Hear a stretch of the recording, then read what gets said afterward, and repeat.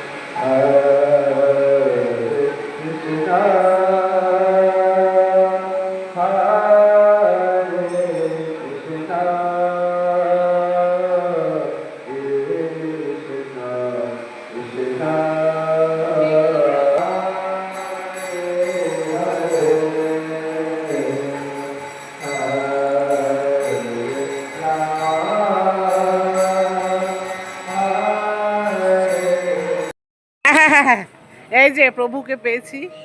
প্রভু দাঁড়ান দাঁড়ান একটু দাঁড়ান, কোথায় আছে? এই যে আর এক প্রভুকে পেয়ে গেলাম। হরে কৃষ্ণ। আচ্ছা প্রভু, এই মানে রাস্তায় এত গর্ত, ভীষণ গর্ত, এবার দুর্গাপুরের রাস্তা এত খারাপ হয়ে গেছে, তো ঔদ্ধর্য প্রভু তো গুন্ডিচাতে আছেন। আচ্ছা ওই মানে মাসির বাড়িটাকে ওইটা কি গুন্ডিচা বলা হয় তো? গুন্ডিচায় খালি গুন্ডি। আচ্ছা।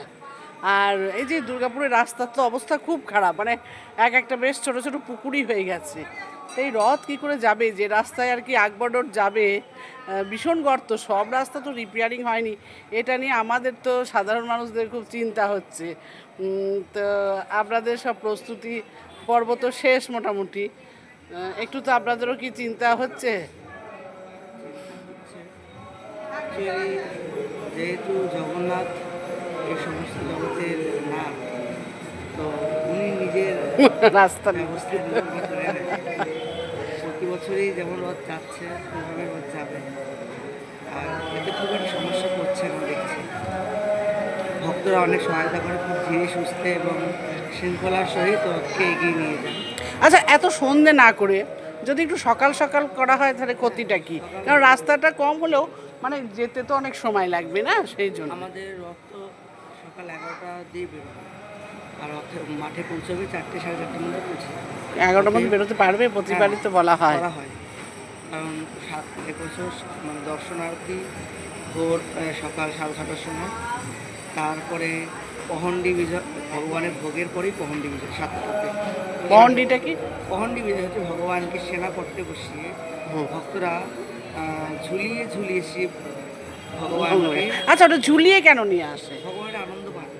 আর এইটাই মানে অত দোলা, এটা আমরা পুরীর রথে দেখি, দোলানোটা কেন হয়? উনি আনন্দ পান।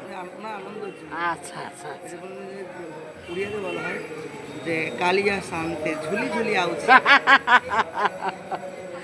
আচ্ছা আচ্ছা। এইভাবে ভগবানকে শ্রীমন্দির থেকে পহণ্ডির সহিত ভক্তরা ঝুলিয়ে ঝুলিয়ে নিয়ে আসেন, এবং রত্নবেদী থেকে ওনারা তিনটি যে ভিন্ন রূপ, হ্যাঁ হ্যাঁ হ্যাঁ। তিনজন ব্যক্তি, যেমন জগন্নাথ, নন্দী ঘোষ, তারপরে সুভদ্রা দত্তদলন, তারপরে বলরাম, তার ভিন্ন রথেরগুলোতে স্থাপন করা হয়। এবং আমাদের আমাদের সমুদ্রে আছেন উনি, ওনারা আসবেন, যেহেতু ওনাকে বলা হয় হচ্ছে যে রাজাকে বলা হয়েছে ভগবানের প্রতিনিধি। আচ্ছা, ওই রাজা স্বয়ং এসে ওরা রাজ বেশ ছেড়ে, তো এখানে তো আমাদের রাজা নেই, এখানে কে করবে? মন্ত্রীকে করা হয়েছে, আচ্ছা। মন্ত্রী এসে সেই কাজটি করবেন।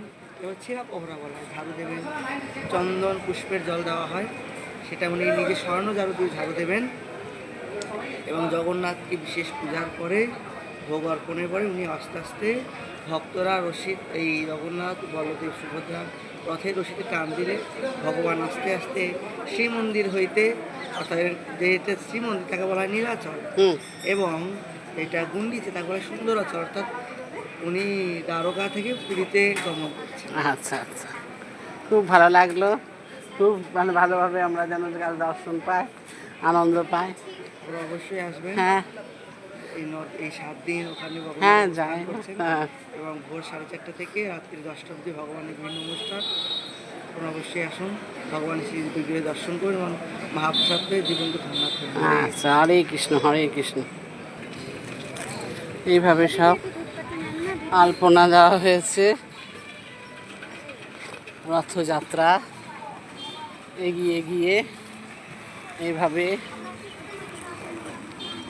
চলে যাবে। এখনো আলপনা দেওয়া চলছে।